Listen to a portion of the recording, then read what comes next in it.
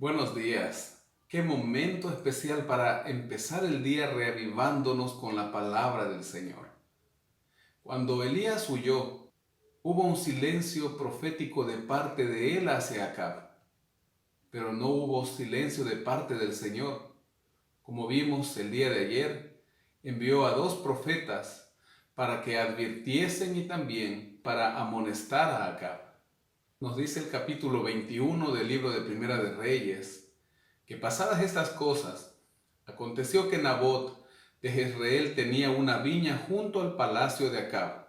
Acab había pensado sembrar ahí un huerto de legumbres, por lo cual fue y ofreció comprársela a Nabot, diciéndole: yo te daré por ella otra viña mejor que esta, o si te parece, te pagaré su valor en dinero.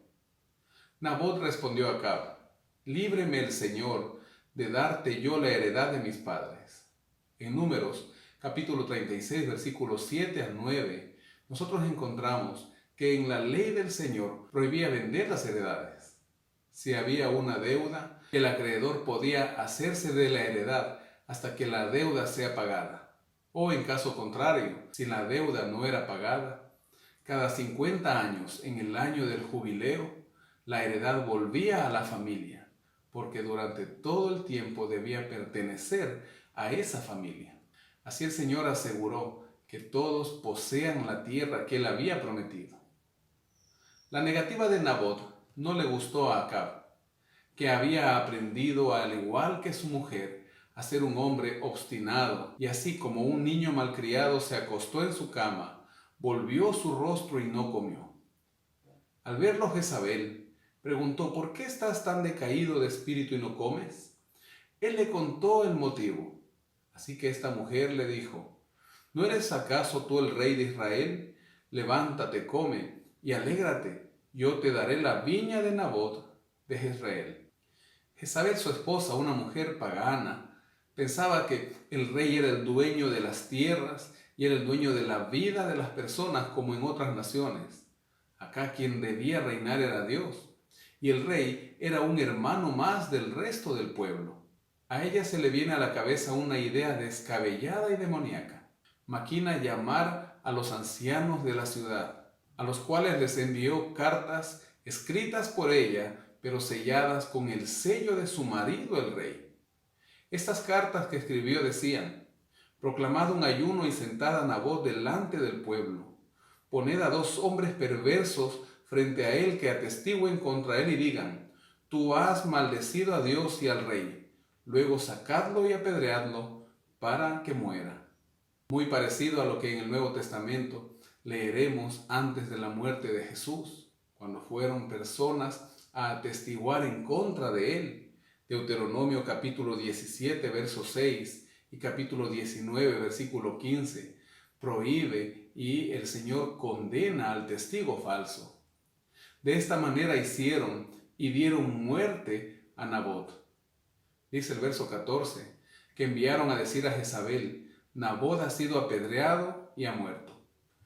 Cuando Jezabel oyó que Nabot había sido apedreado y muerto, dijo a Acab: levántate y toma posesión de la viña de Nabot de Jezreel, la que no te quiso vender, pues Nabot ya no vive, sino que ha muerto.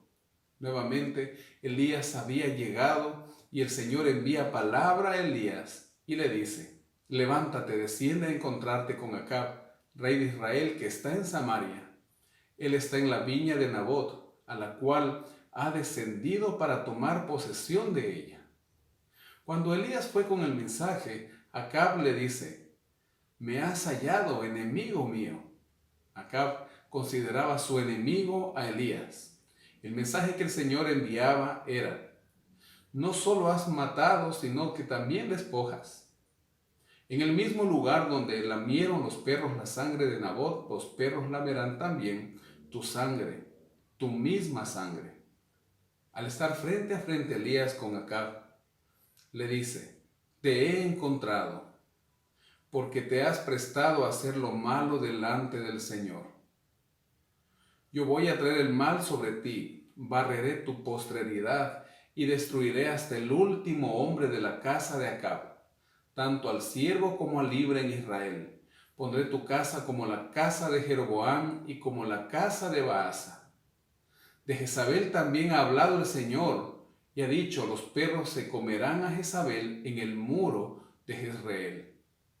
Cuando Acab oyó estas palabras, dice el verso 27, que rasgó sus vestidos, ciñó su carne con ropas ásperas, ayunó, durmió sobre las ropas ásperas y anduvo humillado. Entonces el Señor, viendo su humillación, le dijo a Elías, ¿no has visto cómo Acab se ha humillado delante de mí? Pues por haberse humillado delante de mí, no traeré el mal mientras él viva. En tiempos de su hijo traeré el mal sobre su casa. Aquí podemos ver el poder del arrepentimiento y la sensibilidad de un Dios misericordioso. Si bien a menudo, como sucedería con Acab, las consecuencias de nuestra transgresión son inevitables. Dice el libro Patriarcas y Profetas en la página 152 y 153. La mala influencia que Jezabel había ejercido desde el principio sobre Acab continuó durante los años ulteriores de su vida y dio fruto en actos vergonzosos y violentos que pocas veces fueron igualados en la historia sagrada. Como dice el versículo 25, a la verdad ninguno fue como Acab, que se vendió para hacer lo malo ante los ojos del Señor, porque Jezabel su mujer lo incitaba. Se portó de manera abominable yendo tras los ídolos de las naciones. Acab era un hombre de naturaleza codiciosa, fortalecido y apoyado en el mal proceder por parte de su esposa. Había seguido los dictados de su mal corazón, hasta quedar completamente dominado por el espíritu del egoísmo. No toleraba que se le negase algo que deseaba, sino que lo consideraba legítimamente suyo. A Acab no le importaba por qué medios su esposa pudiese lograr lo que deseaba, y Jezabel procedió inmediatamente a ejecutar su impío propósito. Así es la vida de aquellos que están lejos del Señor. Gracias porque hoy podemos estudiar su palabra y hoy nosotros podemos ser un buen testimonio para otros.